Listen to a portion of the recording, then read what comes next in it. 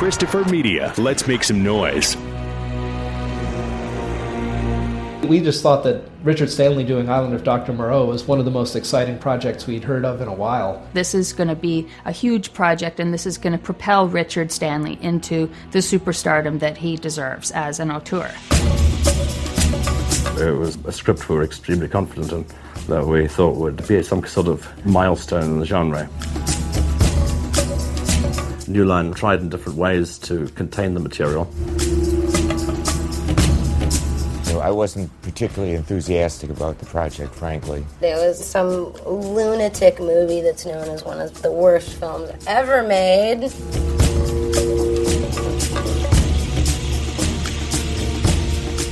Marlon Brando and Val Kilmer were there to mess with the film as much as possible. I've dealt with some very, very difficult actors in my life, but I have never, ever dealt with somebody like Marlon Brando. He wanted an ice bucket on top of his head.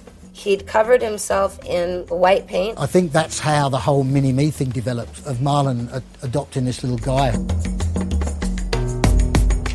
It doesn't matter who directs it. It's not about the vision. It's about the stars. Did you hear about? Oh my God! The Richard Stanley climbed into a tree today. It wouldn't come down. He was living and breathing Moreau, and then literally just have that murdered. I think he probably went a bit mad.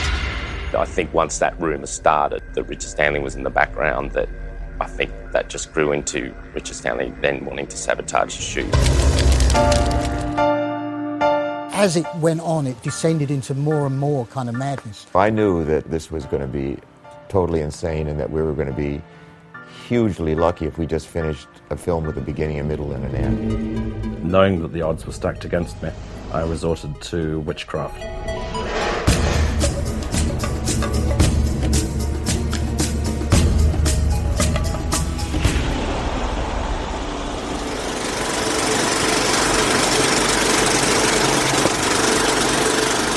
Welcome to the Projection Booth. I am your host, Mike White. Joining me, of course, is Mr. Rob St. Mary. Hello, sir. This week we are doing a special episode on Lost Soul, the doomed journey of Richard Stanley's Island of Dr. Moreau. It's 2 prepositions in there. It's quite a long title, but it's quite a good movie. Rob, had you heard about this film before you watched it? No, I did not know about it at all. To be honest, I knew some of these things about Island of Dr. Moreau, such as the original director snuck onto the set and was an extra in the film that was taken away from him. I knew that, but I didn't know much more than that. And to be honest, I feel like I've missed out because I haven't, at least as far as I know, seen any other of Richard Stanley's films. I would like to see Hardware. I remember the box cover. I remember the box cover at Thomas Video for some reason looked like the Videodrome box for some reason in my head from my memory, but I never got a chance to see any of his films. So I need to correct that very soon because from my understanding, Hardware was an excellent film. I have seen Hardware and enjoyed it quite a bit. I haven't seen Dust Devil yet. I just remember hearing this weird story about Dust Devil. A friend of mine told me years and years ago. He was like, oh yeah, Richard Stanley, he's really into magic and stuff, and he painted all these things on the walls in the back so that if somebody bootlegs the tape, then they're supposed to be cursed. And I was like, get out of town. And then I find out... No, Richard Stanley is really into magic, and I wouldn't be surprised if he painted shit in the background that was supposed to curse you if you bootleg this film. You know what's funny is that I guess in some way he probably shares a kindred idea with another guy who is very strong in his vision, but from a completely different medium, and I would say Alan Moore. I almost got the feeling of that this man knows his stuff. He's bright.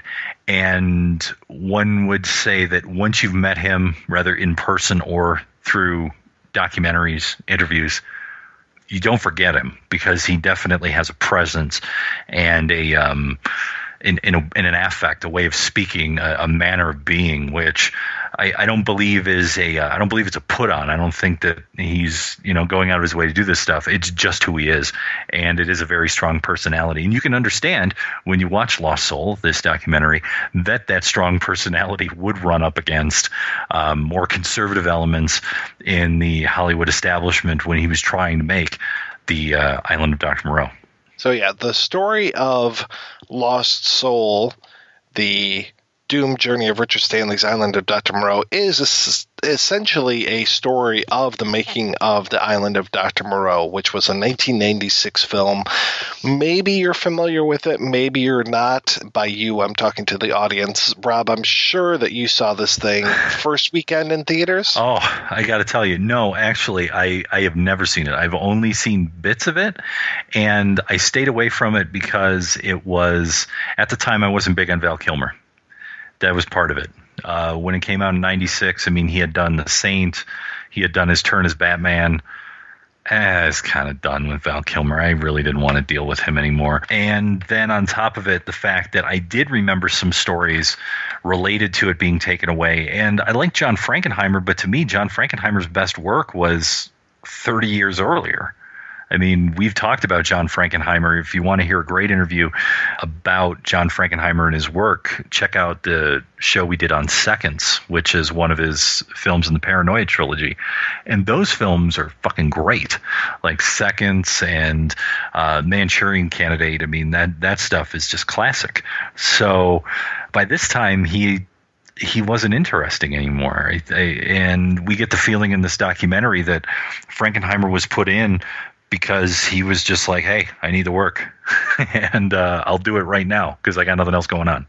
I did see The Island of Dr. Moreau in theaters, and I mostly saw it for Nelson de la Rosa.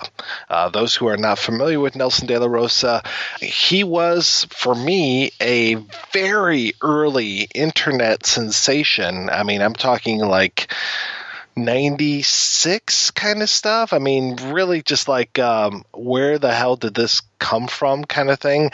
He was on like Super Sabado doing some dancing years and years ago, and Nelson de la Rosa, I want to say he's like 2'4", and he just doesn't look fully right in some reason, and him doing all this dancing and stuff, he kind of looked like a puppet.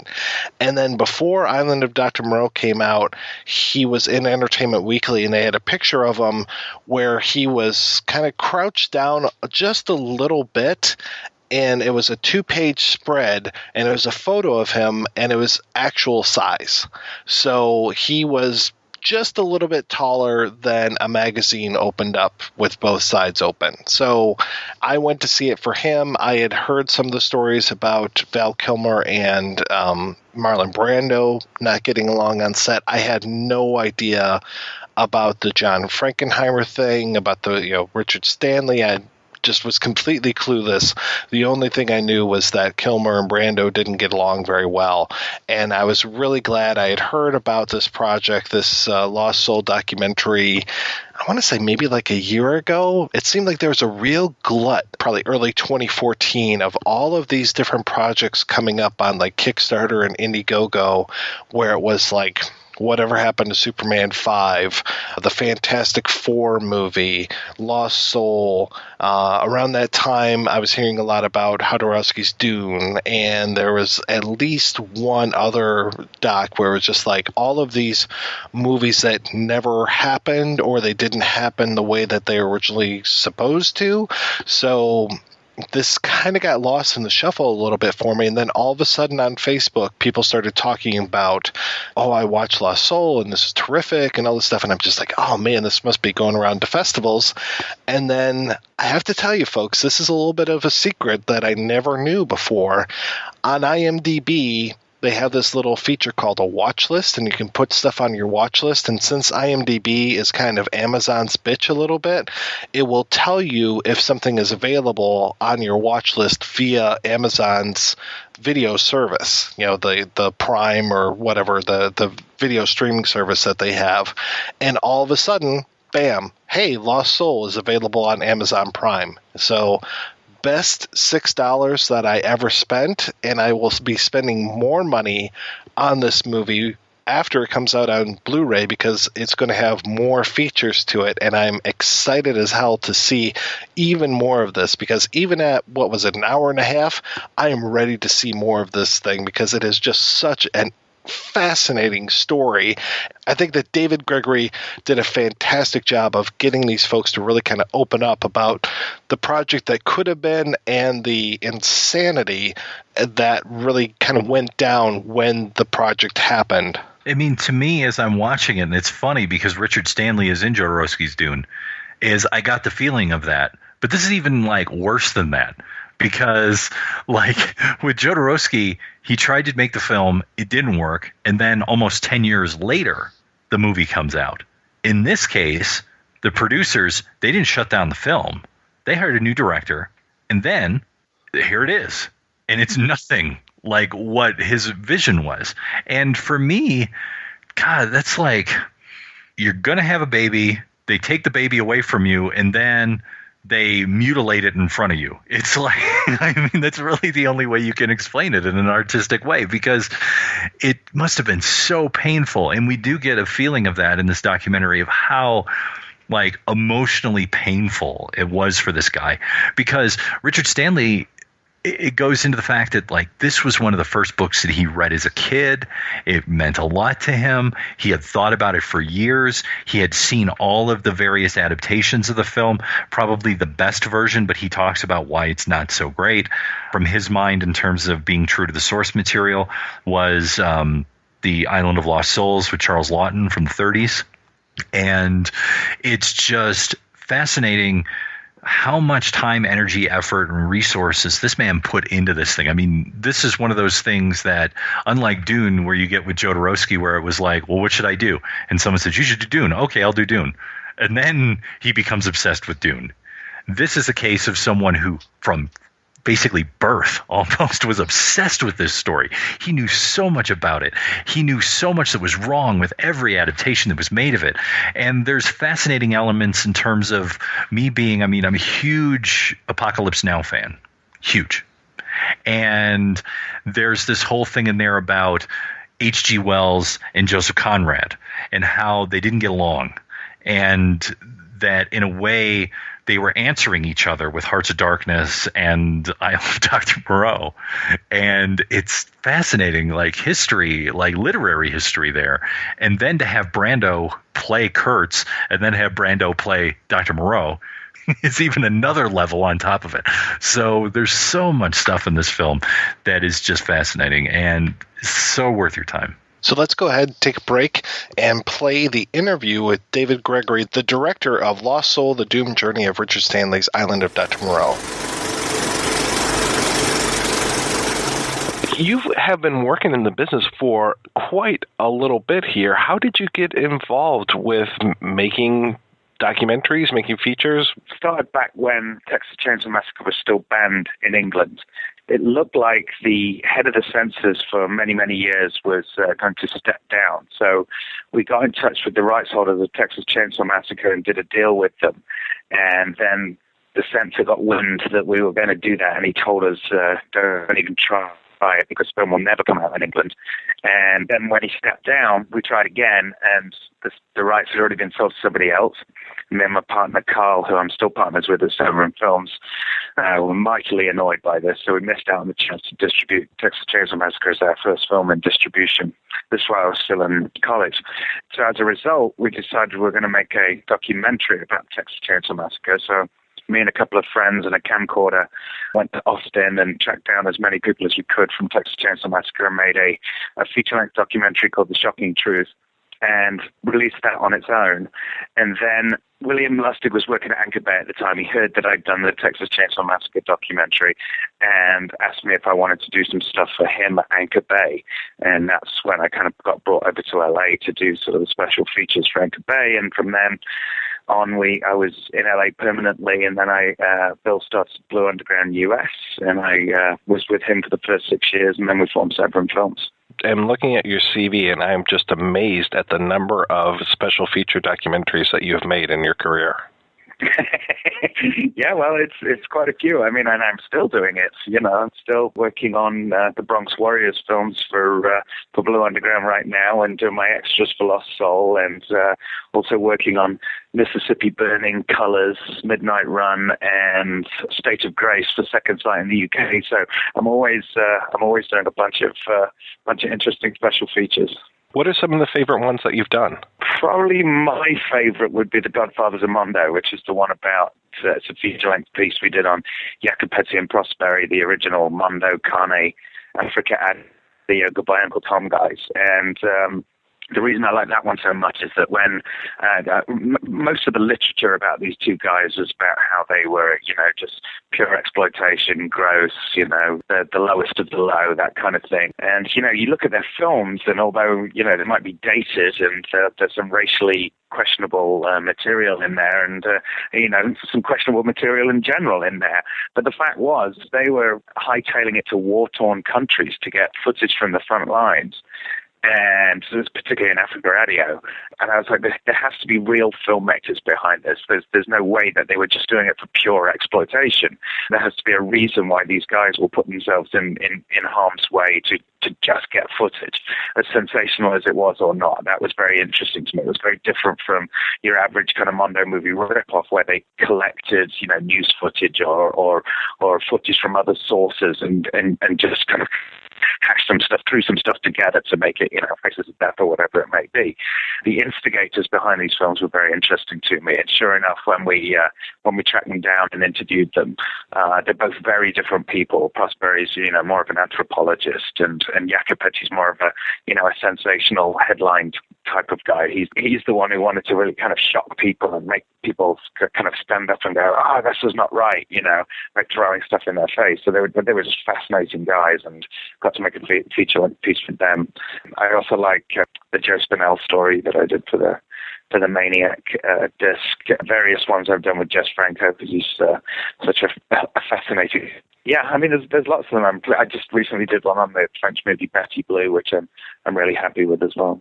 Yeah, I'm amazed at how many of your films that I've seen over the years and that I've referenced in the podcast. And, just the other day we were preparing to do an episode on Bad Boy Bubby, and I'm watching the extra, and sure enough, directed by David Gregory, first credit at the end. I'm like, oh. Yeah. No, Bad Boy Bubby was also a personal favorite of mine. I'd known about it for years, and it never had a proper US release, certainly not on any form of home video. I think it had an art house release theatrically, and then just kind of quietly disappeared. And that was while I was working with Bill at Blue Underground. And, on occasion, I would say, we really need to release this film. And I just remember in that case, Bill calling me up, and he'd only just got through the credits, and I was like, David, what the fuck is the matter with you? This guy has pissed himself, killed a cat, and fucked his mother within the first 5 minutes of the film. What is the matter with you? And I was like, well, Bill, you have to watch the whole movie. I mean, that's the thing. It kind of starts out really shocking, and actually you wouldn't believe it actually becomes kind of this sweet movie. And anyway, it was a particular favorite of mine, and Bill was just like, well, whatever. If you think it's got an audience, then we'll give it a try. And that happened a few times with when I was working with Bill. He was very open to ideas, even if he didn't quite get the movies that we were talking about. He even recently said to me that he was like, you've always had questionable taste when it came to movies. So how were the seeds of Lost Soul, the doomed journey of Richard Stanley's Island of Dr. Moreau? How was that planted for you? I'd known about Richard Stanley since I was at the world premiere of Hardware, which took place at a festival called Shock Around the Clock in London in 1990. And it was one of those all-night horror shows where they also showed the world premiere of Meet the Feebles and a bunch of British premieres like Nightbreed and Maniac Cop 2. And, it was an amazing festival. It's now become Fright Fest in London, which is a 4-day affair, but it used to just be sort of 24 hours. Anyway, Hardware was one of the movies that was there. So from then on, I was very interested to see what Richard Stanley was going to do. It seemed like this young fella was going to show us some interesting stuff in the genre. He certainly was very intelligent and had a pretty unique vision. So then Dust Devil came, and that was the theatrical cut was a bit confusing, shall we say. But then it was announced that he was doing the Island of Dr. Moreau, and I thought that was really interesting, and the fact that he was doing it for a Hollywood company, New Line, not necessarily a studio, but a major independent. And at the time, in the mid-90s, horror was pretty lame. It was pretty bloodless. And, the censorship of the Reagan era and stuff like that was still pervading into the 90s. And so there was very little to look forward to in horror. And I thought the idea of Stanley doing Island of Dr. Moreau was very exciting because, well, it didn't have to necessarily be a very gory thing. It's always been a very perverse story, splicing human genes with animal genes and stuff like that, and the House of Pain and stuff like that. The ideas in it were quite perverse and confrontational, even, all those years later after it was written. Stanley obviously knew the material very well, so it was... that was exciting.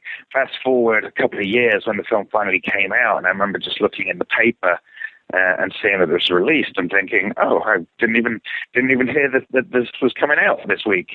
Interesting. And then looked down to the credit block, and it was directed by John Frankenheimer. And that was the first I knew that Richard Stanley wasn't the director. And that was the first time it was on my radar. And then over the years, rumors were coming out about, the fact that he'd been fired, obviously, very early on in the process. And then the rumors that, he'd snuck back onto set in a animal mask, things like that. There was just some very interesting production stories. We ended up doing hardware on Blu-ray at Severin, and I met Richard then. And after that, we did the Theatre Bizarre, the anthology movie, which I was one of the producers on, and I co-directed with Richard and Buddy Giovanazzo, Doug Butt, Jeremy Kasten, Tom Savini, Kareem Hussein, and who am I missing?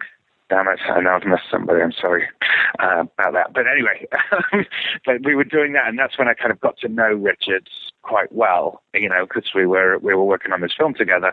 And during post-production, I went out to visit him in Montego, where he lives, which is in the south of France in the French Pyrenees, very remote village in the French Pyrenees.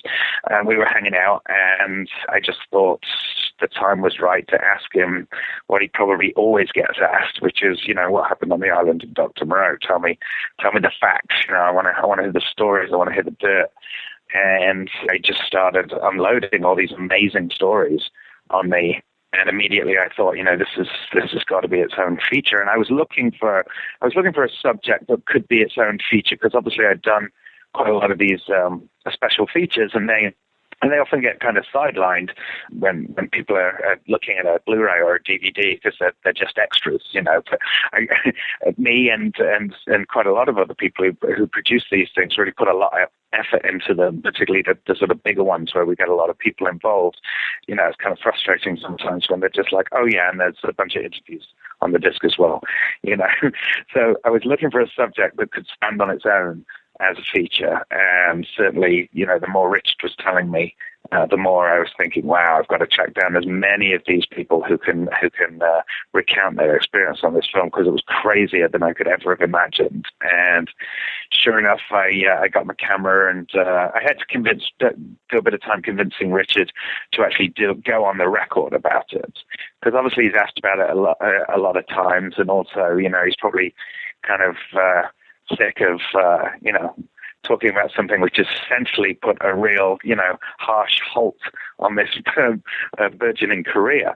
But anyway, I put it in the context that, hopefully nobody, once this is done and out and everything, everybody will kind of know about it. And so you won't have to be asked all the same questions over and over again. And so he agreed. I did a lot of hours of interviewing, just me and him, at his place in Montego. And then I just started reaching out to each and every person that I possibly could who was involved in the production, from the studio heads down to the production runners. Richard Stanley seems like quite an interesting fellow. What is he like to just hang around with? He's a very interesting fellow, and as anyone who tells you who's hung around with him, he usually has a very interesting tale to tell about any kind of experience that he's had in his life, and he's had a lot of them. I guess he was inspired by the lead character in King Kong, which is a film that he saw early on, and he just wanted to be kind of this explorer and go to places which man has never been to before, and so he's done a lot of that in his life, done a lot of very interesting things, very curious fella. It's a lot of fun because, he's got experience that people generally don't have, but more to the point, he always has a very interesting way of telling the stories of these experiences. And you'll also find that when you're, spending time with Richard, all kinds of strange coincidences wind up happening, which are just kind of normal to him, and have now sort of become normal to me the more that they've happened. But it just seems like that's the world of Richard Stanley. It seems like he was a little hesitant to go ahead and go on the record with this, but when he finally Stanley agreed to it, what was his process like? Was this kind of a catharsis for him, or was it just a slog for him? I think he was torn. Basically, he definitely opened up and told all the stories all the stories that he was willing to go on record about to me. But, the more people that I got involved, and I kind of generally kept him abreast of people that I'd interviewed and stuff like that, but I was unsure that he was... I told him that I was going to make a full documentary about it, but I don't think he'd gathered that I would get as many of these people that I was going to get, or that they would even have agreed to talk about it. And they did. So I think he was a little concerned, and we got Doug Buck on, who was another friend from the Theatre Bazaar. He came on as an editor, and I think that gave him some level of comfort that there was another kind of friend on the production as well. But certainly when he first saw the cut, I showed it to him before we went to the first festival, and he wasn't too happy about it. He was pretty concerned about the way he came across in the film. And, I thought, despite that it was important to me to give everybody their perspective, despite the fact that, it's what Robert Shea says, the head of New Line, makes perfect sense in the context of what happened in the story, i.e. that he didn't care about this particular production. And so to him, all the pieces kind of fell into place. They weren't there to kind of sabotage Richard. They just didn't care about it. And then when it became a really expensive film, they had to get rid of Richard because it became a Val Kilmer and Marlon Brando film, and they needed somebody who could try and handle these huge egos. Yeah, so he was concerned at first, but I think what he said since then, and he's been very supportive of the film, even though he likes to sort of give a rebuttal to some of the points in there, when he's been doing the Q&As. But overall, he's been saying once he watched it with an audience, and he saw that people were laughing, and it just became this absurd kind of tragicomedy. That's when he started to relax and realize that that maybe it is just kind of an enjoyable story at this point of just something going massively out of control. And of course, it's brought quite a lot of attention to him as well. I think a lot of people's sympathies lie with Richard from watching the film, but even more so, it shows kind of what a visionary he is and how articulate he is about the work that he's may have on at the time. So it has hopefully reignited some interest in another Richard Stanley movie. I think some of that vision really comes across in some of those production paintings that you showed. Those are just so imaginative, so wonderful, and that's the movie that I really wish that I had been able to see. Yeah, me too. Graham Humphreys, the guy who did those pictures, is pretty famous, particularly in England, for having done the original Evil Dead poster and Nightmare on Elm Street poster and lots of other kind of iconic 80s horror movies he did the artwork for, and had worked with Richard on both of his films. He was the concept artist on Hardware and Dust Devil, and so he was working very closely with Richard on those. And as you say, their first kind of 12 paintings that they did are just fantastic. Did you get much pushback from some of the people that you approached that didn't want to be involved just because they are still acting and active in Hollywood? Yes, it was mainly the people who are still active that didn't want to take part. And it wasn't like pushback as in you better not contact me again or anything like that. It was a simple Ron Perlman does not have time to be a part of this project, that sort of thing. Although with David Gregory, it was much more strongly worded, as in that he wouldn't have anything to do with the gossip around such a production or something like that. So that's why he's not in there. Val Kilmer, obviously, I didn't get him, and I tried every way I possibly could, but we didn't even get an answer from him. Mike DeLuca, the head of the studio, he just, again, it was just kind of like he can't fit it into his schedule, so it was just like, no, he has no interest, So, but overall, it was, the people who I did get were pretty keen to talk about it because it was a very unique production experience for everybody who was on it. I have to say I was really impressed with Fairuza Balk. Just the stories that she tells and her attitude about things, she was just amazing. Yeah, I agree. She was really kind of one of the people who was the heart of the show. Her and Marco Hofschneider, the German actor, they had full kind of arcs in terms of, you know, their excitement about the project, and the same way that Richard was. I mean, obviously they didn't have the intimacy with the material that Richard had, but they were definitely there at the beginning thinking this is going to be something awesome and I want to go along with it. And they were kind of right there on the front lines through, you know, Richard being fired, through having to live through this crazy production, through to, you know, just being really disappointed in how it came out versus, you know, what they thought it was going to be when they signed on. Yeah, Marco's story about being assaulted by Nelson De La Rosa is just amazing. Marco is a terrific storyteller, that's for sure. And actually, on the Blu-ray, there's going to be a few more Marco stories, and maybe some extended versions, because that story that Marco tells about how Nelson essentially took his part and rose to be, you know, that second in command to Marlon Brando was a much longer story. It's hilarious, but it obviously just didn't fit to put the whole thing into Lost Soul. I can't wait to see the extras for this. I know that you must go through so much research when you're putting these pieces together, especially a feature-length documentary like this. And, you know, to your point, there's probably so many things around the cutting room floor, so many things that you knew, but you couldn't find a way to tell the story, these kind of things.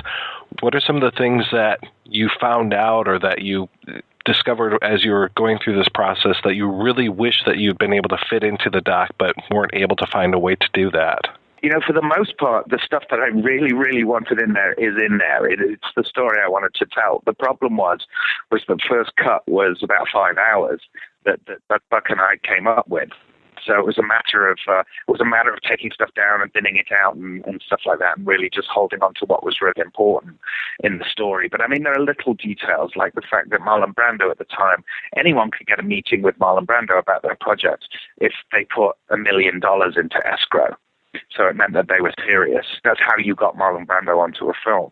And so there were sort of little details like that we sort of had to take out because of time. What else? I mean, there was a few more things with Richard on what happened during the time that he was shooting, and how, you know, everyone's like, where the hell's Richard? And for him, it was about saving the animals on the freighter during the storm. And he was basically carrying a live puma off the boat onto a raft so it could be taken back to shore, and the puma pissed on him. And that's what happened to his white suit that everybody was so keen to comment on was the only thing that he wore, but he got pissed on by a puma, so that was the end of the suit. You know, so little stuff like that will no doubt be in the extras. Did any of that footage that he shot, did any of that make it into the final cut, or did that get scrapped? No, none of that footage made it into the final cut of the movie, and we didn't try and find it because I know from having released any number of films to try and find, you know, outtakes and things like that, unless it's, you know, an independent production where the producer or directors kept everything. It's very hard to get those outtakes. You know, if I was even if New Line were to cooperate with this, New Line is no longer Bob Shaye's company.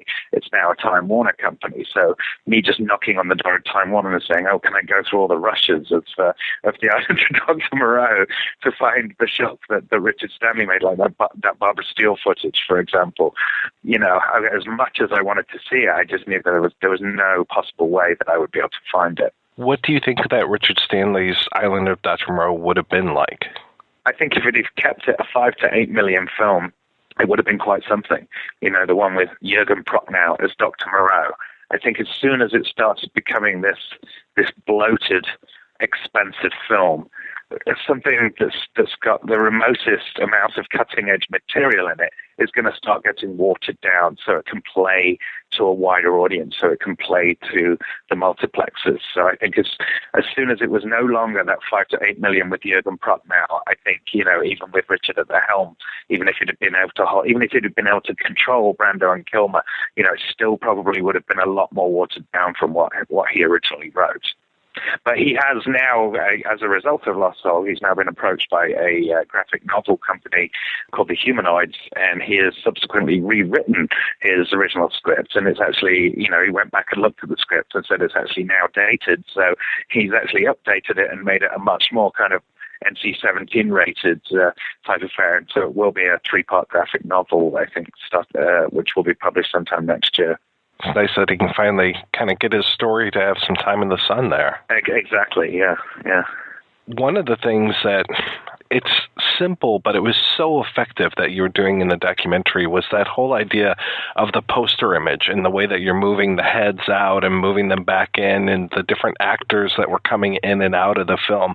I have to say that was really, really well done, and it just made such a difference to kind of see the way that this project was shaping as it was trying to come along. Yeah, and funnily enough, I actually just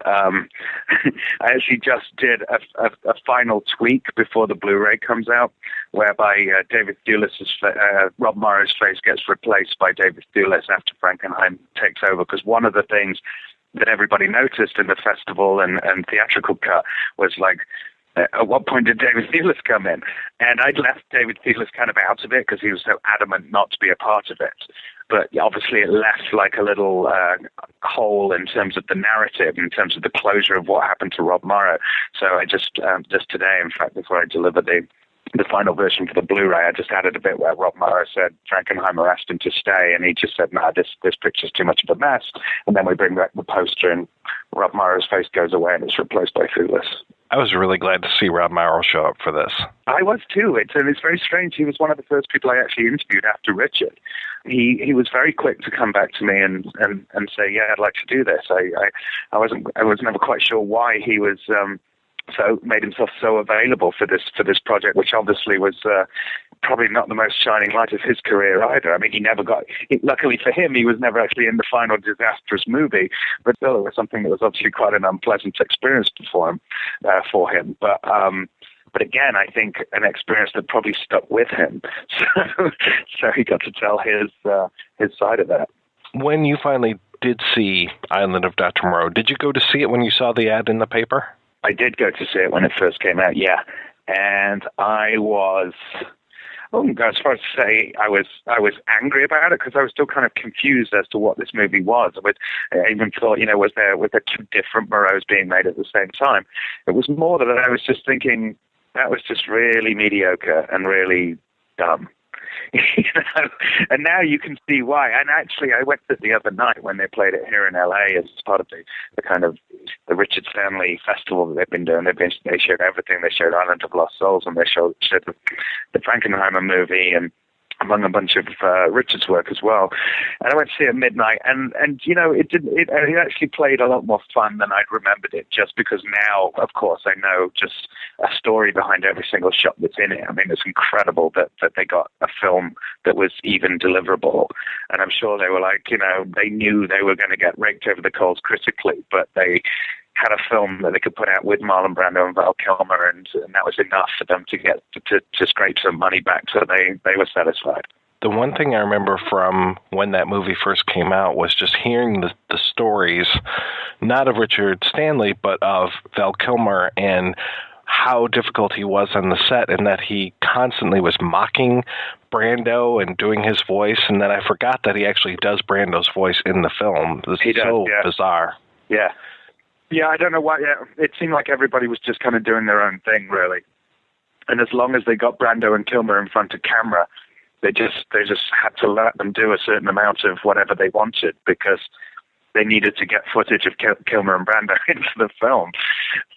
So there was no time to sit around and debate, why the hell are you doing that mocking Brando voice? Why the hell have you got an ice bucket on your head? Let's just roll camera, and get what they could. But certainly it seemed that the Val was, from what everybody says, he was definitely a bit of a problem on the set. But as Richard says, there was nobody there who was saying no to him.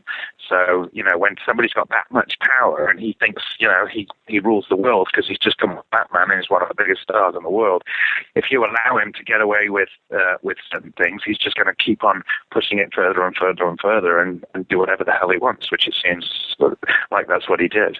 Which definitely seems like Marlon Brando's kind of raison d'etre as well. Brando seems like he was a guy who was quite the prankster, and often at the expense of the production. And I think somebody who worked with him told me afterwards that, the whole ice bucket on the head thing, he actually said in the trailer beforehand, he said, "Today I'm going to put an ice bucket on my head and just watch how nobody tells me to take it off, because they won't." And sure enough, they're like, "Okay, let's work around Marlon with an ice bucket on his head. Let's get it." He's like a bad little boy who's just waiting to be spanked. Oh yeah, and having a good time with it. So what's next up with the documentary? You've talked about the Blu-ray. It will contain a slightly longer cut of the movie, a bunch of outtakes, and some really interesting special features, including on this. We'll do a very limited special edition, which will have kind of the H.G. Wells files, which will have a featurette about Wells in the cinema. It'll have Richard talking a lot very specifically about H.G. Wells. But the most interesting thing for me was that while I was doing my research, I found out that there was a 1921 version of The Island of Dr. Moreau called Island of the Lost, which nobody seemed to know about. It was a German film directed by Urban Gad, and basically, I don't even know if it was an official version. It might have been one of those Nosferatu things where they just kind of did the story. No, I'm not going to pretend that it's like some lost classic. It's not as good as The Island of Lost Souls or Nosferatu, but it's very interesting that there was a 1921 version. It's still got beast people and all that kind of things. So yeah, we're going to put that on as kind of like the bonus DVD in the limited edition. Oh, that's terrific. How weird is it now for you to be doing bonus features for your own feature? Well, I've done that before. I did that on the film Plague Town. I did it on the Theatre Bazaar. I'm going to be doing it again on the Theatre Bazaar because Severin's going to be doing the Uber edition of the Theatre Bazaar sometime this summer. It's not so weird. I've actually got somebody helping me, edit them just because there's such a wealth of material. So, I need to, while I'm doing all these other featurettes and producing the other Severin discs like Vampiros Lesbos, which we've got coming out soon, which is superlative edition if there's anyone out there who likes Jess Franco, I need help to do all these because the editorial actually takes quite a lot of time. Yeah, but it does kind of put me in a position where I get to kind of cherry pick what would make good extras on my own films, and I think the stuff that we've got going on there is pretty cool.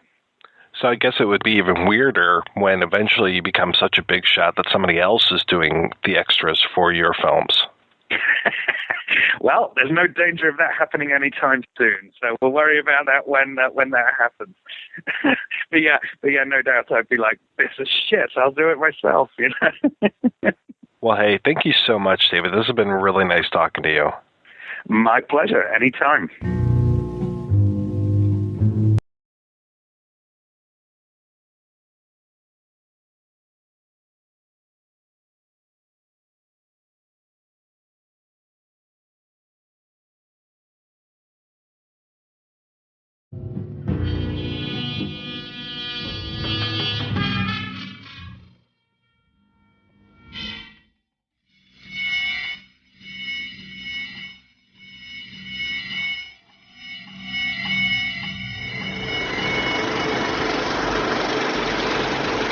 All right, we're back. Thank you to David Gregory for taking the time to talk to us. And like he said in the interview, there is going to be a Blu-ray release of this movie, and I am champing at the bit. I can't wait to see more of it. What I saw on Amazon Prime, it was the full movie and everything. Don't get me wrong. It wasn't like clips or whatever. I saw the full film.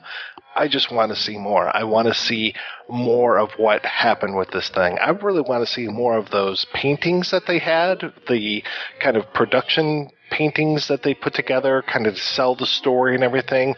Some of those just looked fascinating, and then to also see kind of the religious overtones of it. Again, what you were saying earlier, I'm so glad that you brought up Alan Moore, because it really does feel like Richard Stanley and Alan Moore are kind of kindred spirits, kindred in the fact that they're both very smart men and also a little bit off-kilter guys, and they just kind of know what they're talking about, but they're talking about things that most people don't necessarily think about or understand too often. So they both have their magic. I suppose that's the other thing. They're just so solid in their vision. And you can dismiss their vision and say, that doesn't work for me, but you can't say dumb. You can't say that these people don't know what they're doing. And that's the thing that's fascinating is having people who have that solid of a vision. And I agree with you with all of these production stills. And wasn't there at one point he talked about they did like a comic book or something? They created something to kind of help explain some scenes in the stories, some scenes in the film, and how they were going to present this as part of the pitch meeting. And although not the giant Dune book that Jodorowsky has that I've been championing since I saw the documentary, going, Tasha needs to print this, Tasha needs to print this.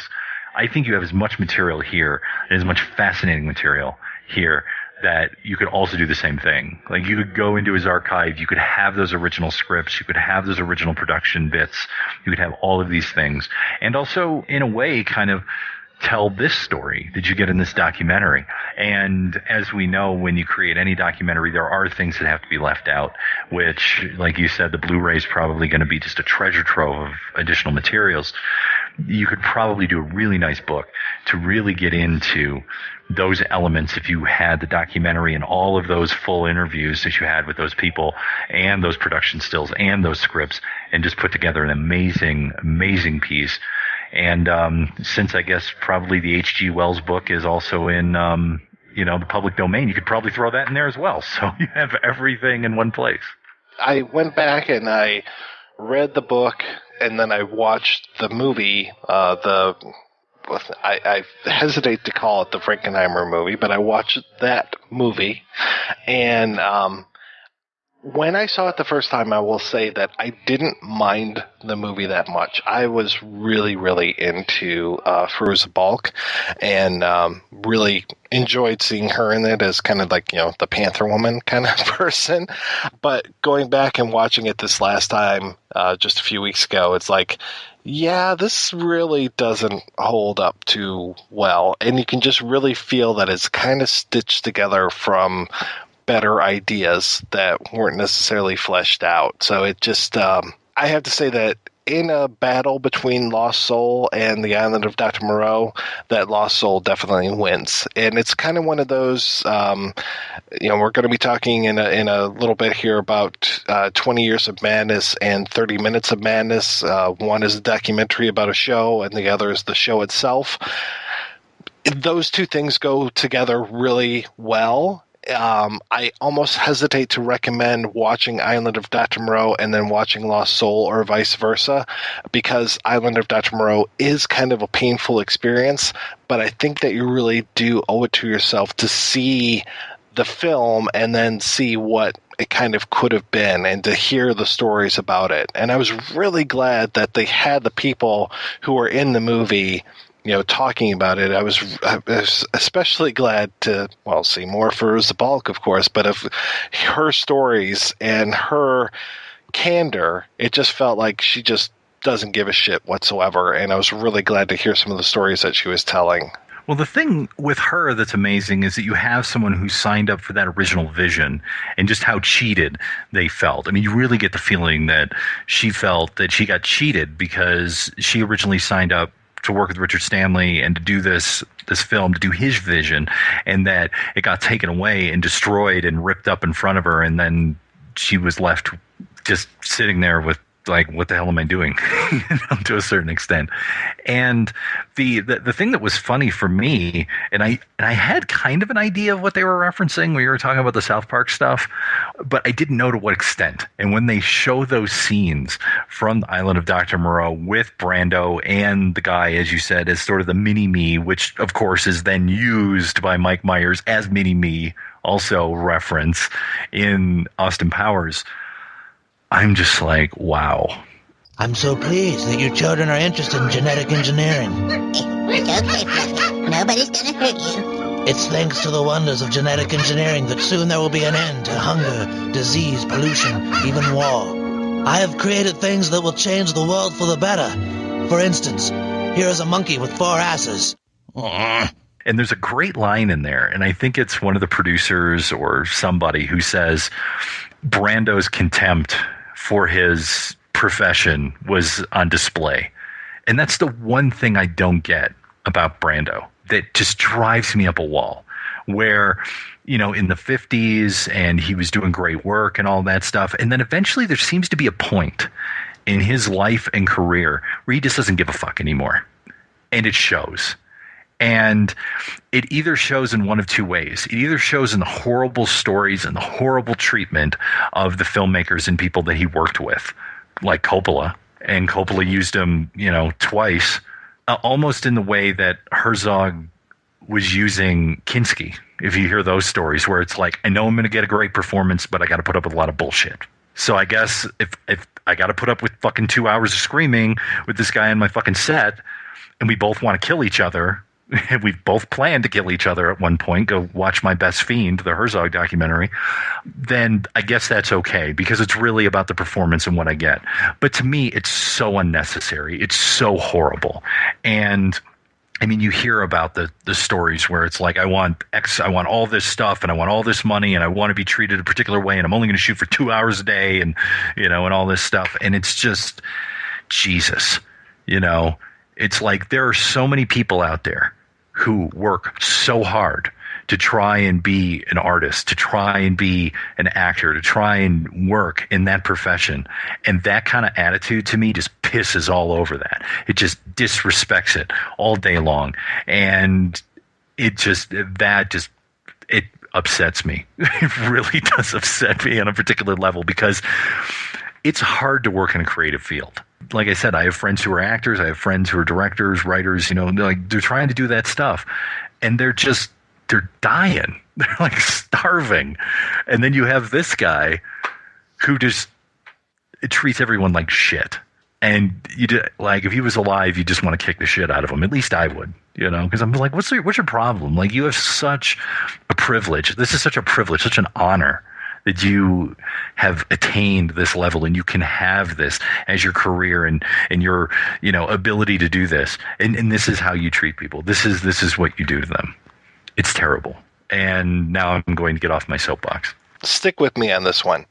I'm not a big fan of Birdman, the movie that came out last year with Michael Keaton and Edward Norton.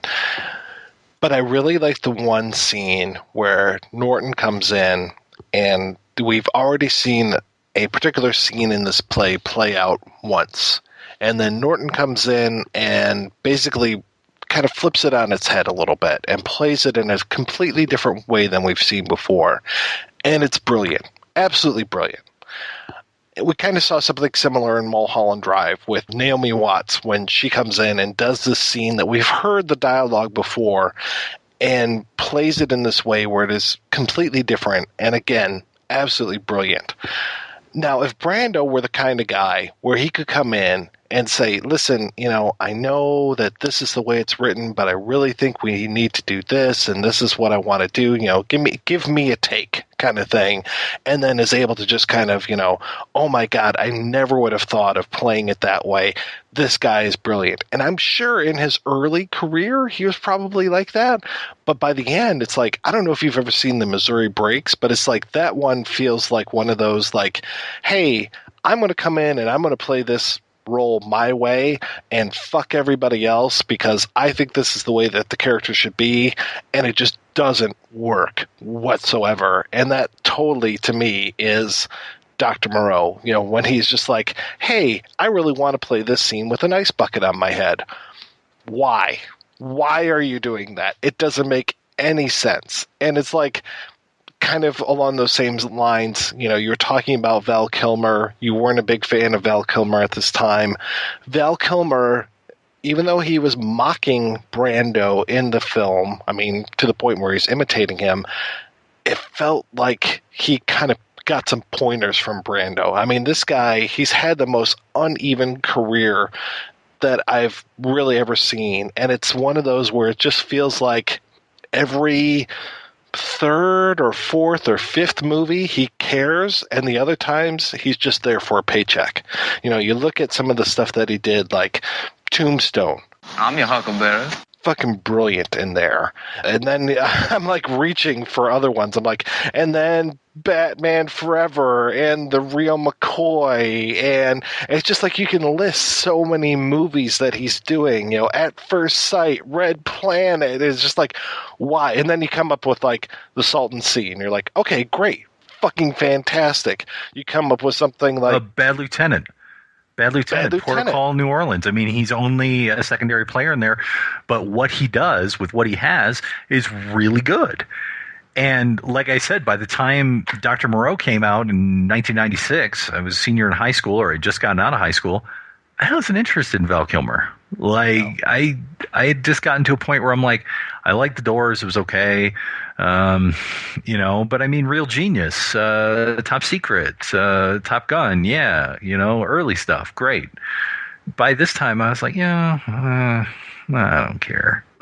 I'm not interested. The last thing I saw him really, I mean, yes, Port of Call, he was fantastic in, but the last time I really saw him give just an amazing performance was Kiss Kiss Bang Bang. And I think that was, 2005? And it's like, come on, dude. You can do great work. It doesn't always have to be Mindhunters and Alexander, that kind of stuff. I mean, I'm trying to think of the piece of shit movie he was in that was shot in Grand Rapids a couple years ago, and it was just like, man, you're not even phoning in the performance. You're standing on a mountain somewhere, maybe kind of casually speaking it. You are that far removed from what you're supposed to be doing, and I expect more from him, and because I know he's got the talent, and it just kind of drives me crazy to see him squander it time and time and time again. And it's like, do you have these tax problems that Nicolas Cage has? I mean, there's got to be some reason why you're continuously being in shit where we can tell that you just don't care. I mean, for me, off the top of my head, and I know we might get hate mail on this one, but I can only list maybe 3 or 4 great Brando performances throughout his entire career. And I know he did more work than that, but either I didn't see it or I don't care. and I understand that he became an icon and he had a name, and his myth grew larger than him and his waistline at the same time. But it's just that, like we talked about Orson Welles, right? The Other Side of the Wind. And I'm willing to forgive Orson Welles for his transgressions and his wine commercials and all of that stuff, because at least the guy was trying to do stuff on his own. He was trying to be an artist. He was trying to do something different, and he may be unsuccessful, but he wasn't this grandiose, horrible person that I think Brando eventually became. It almost became like self-parody. It almost became like he was mocking his own image. He was making fun of himself. Well, he totally did in that Matthew Broderick film. What was it called? The Freshman? It seems like his whole life kind of turned at one point into like a mockery of who he was. And it's very sad. And I'm sure that there's some biographer of Brando out there that would say, no, this is all the stuff he was dealing with. And I'm just a lay person. I'm just a, Monday morning quarterback of, now a dead actor, legendary dead actor. But I don't get it. I just don't get it. Like I said earlier, I just don't get it. I don't understand why people like him, or like you were saying, Val Kilmer, is like, why do you want to just phone it in? Why do you want to just show up and just do direct? You should know, like at this point in your career, this was 20 years ago almost when this movie was made. And Kilmer had been at least in films for 10 to 15 years before then. He would know what he's looking at. He would know how to do things. He would know what he was doing. And it just seems like it's sloppy and he didn't care. And to me, that's kind of unforgivable. I mean, when you look at the amount of money that's being spent on these films, and granted, back then, this movie was expensive, but it's not like today when they spend, $150 to $200 million regularly on a movie. It's kind of unforgivable to spend that much money and not make something that's good. Just go over to, any poor community in America and just slap all those kids in the face who aren't getting fed, because you just wasted enough money to put those kids all the way through college, have them have a nice house and food in their bellies every single day for the rest of their life. It's terrible. So we may have a big problem with Kilmer and with Brando, and I'm thinking maybe over the next couple of years we need to take a look at some of the better performances by both of these guys and see that there is some good in them here and there. And we know that there is, but it's just not enough. We need to maybe look at some of like the unsung performances by some of these guys. But regardless, what they're doing is not good. Island of Dr. Moreau, not good. Lost Soul, The Doomed Journey of Richard Stanley's Island of Dr. Moreau, fantastic. Worth your time, worth your money.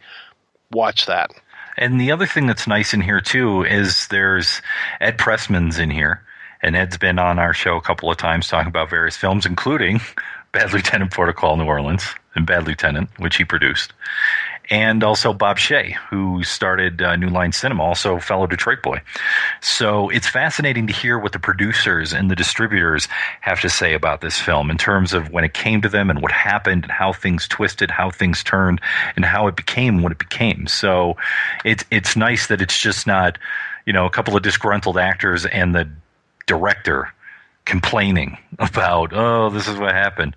But you actually have the producers and the distributor going, well, this is what we were trying to do. This is how the budget got to where it was. These are the challenges we were up against. And it's interesting to take them into account as well. So I really liked that. I really liked that we had both Edward Pressman and also Bob Shea. Well, and I was glad to see Kayla Janice show up. She's one of the first faces that you see in the documentary, and it's like, oh, hey, we've had her on the show before, and it's a friend of the show, and just a friend in general. So that was like a real pleasant surprise to turn on this doc and see a buddy of ours. Always good. Yes. All right, so Lost Soul, the doomed journey of Richard Stanley's Island of Dr. Moreau. Definitely check it out. We will have links over at our website, projection-booth.com, where you can go and see the movie, find out more information. So just make sure that you do that right away, or else you'll be sent to the House of Pain. He who breaks the law goes back to the House of Pain. He who breaks the law goes back to the House of Pain.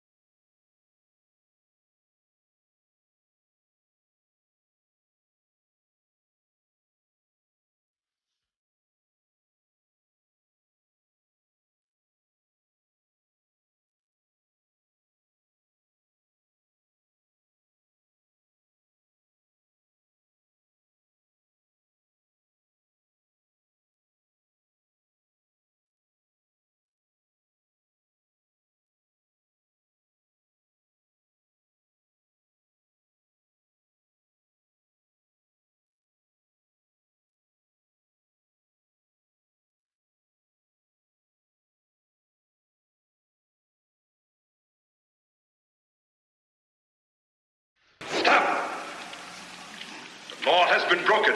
He who breaks the law shall be punished. Back to the house of pain. Back to the house of pain. If you enjoy this show and want more people to know about it, head on over to iTunes, leave a comment, and rate it 5 stars. Make sure you like and share us on Facebook, and don't forget to follow us on Twitter. Just search for Christopher Media. Thank you in advance for supporting Christopher Media by clicking on the PayPal button and by clicking through to all the sponsors who support ChristopherMedia.net. Most importantly, we would like to take the time to extend an extra special thanks to you. Christopher Media could not exist without your support. Thank you for visiting ChristopherMedia.net, and thank you for listening. Christopher Media. Let's make some